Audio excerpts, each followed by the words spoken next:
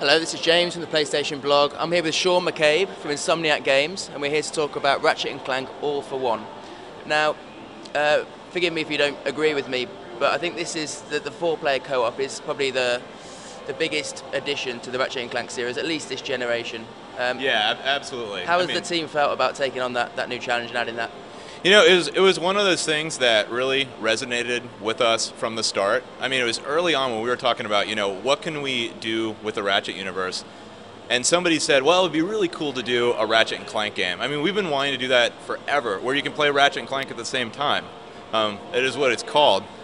And then just somebody threw out the idea of, hey, well, what if we had 4 players? What if we throw in, you know, Captain Qwark and Dr.Nefarious at the same time? And everybody dug that from the beginning, which is cool. And these are folks, many of whom have been working on this series for 10 years, you know, and including, you know, some of the guys that created Ratchet the character. So there was a lot of early excitement at the prospect of getting these characters together and just and kind of taking Ratchet into the co-op space.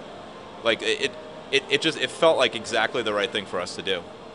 I was at Gamescom last year when the game was announced. Yeah. And I spoke to Ted Price recently. He wasn't able to say too much, but he did touch on sort of cooperative, competitive. So it wasn't all working together necessarily all the time. How does that come into play? Right. The main way it comes to play is in bolt collection.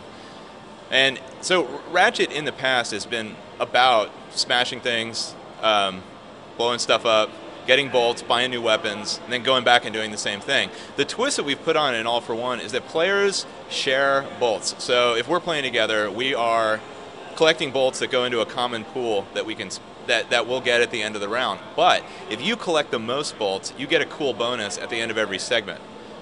So there's a lot of incentive to play together because you want to progress through the game. But as soon as you have the opportunity to, you know, screw the other players, you totally want to take advantage of that. So that, I mean, that's the competitive layer. And just around the office, like, we are insanely competitive with it and can think of all kinds of nasty tricks that we can play on each other.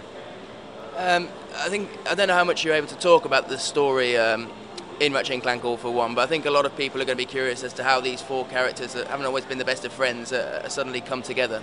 Well, I can just give you a brief overview on how that happens.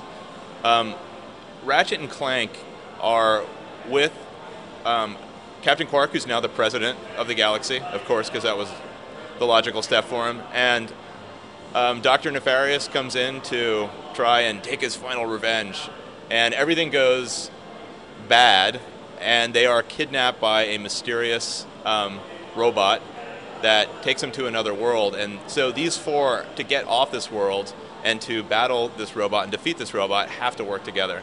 That being said, at least in the story, you'll see that these guys aren't friends. Like, especially Qwark and Nefarious are always doing mean stuff to each other, which is hilarious. I mean, I think that tension, the tension that you see in the characters in the story is reflected in the gameplay, which is really awesome. So you sort of touch on it there. How do the characters' abilities vary? Are they all very similar, or are they all very, depending on who you choose, very distinct in terms of playability? I mean, obviously they're different looking. They all get different funny VO. There are functional differences to the characters. We're not at the point where we've discussed any of that. I'm going to leave that for a later time, but suffice to say that there will be advantages to playing one and disadvantages to playing each one.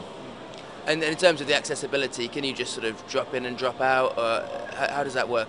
Yeah, I mean, especially for the online experience, there's definite drop in, drop out. The same thing for couch play. Easy to get people in, easy to get them out. The accessibility is one of the most important things. Like, we don't want people to have to wait really for anything just to get in the game. We want people to get in as fast as possible. And just as far as the accessibility goes, I mean, that is part of the Ratchet DNA and Insomniac DNA. We want people to be able to play our games. And so this one, I think, you know, is accessible. You know, one of the big changes that we made in All for One is moving away from a follow cam to a director's cam. And one of the really cool things that you get out of that, aside from the fact that you get some amazing visuals, is that people don't have to worry about controlling using the right stick for the camera. So even right there, you get some amount of accessibility back. And I mean, just to close, I won't keep you too much longer, but from previous interviews with guys from Insomniac, I always know you really enjoy talking about your sort of tech, whether it's fur or whether it was whether it's the water that you've got, or increasing the size of your environments. Is there anything that you're really excited about in All for One? There is that I can't talk about just yet, but there is. Yeah, there are a couple things that I'm really excited about. Still pushing the power of the PS3. Still, I don't know, getting the last few drops out of the system. Okay, thank you for your time, Sean. Yeah, thanks.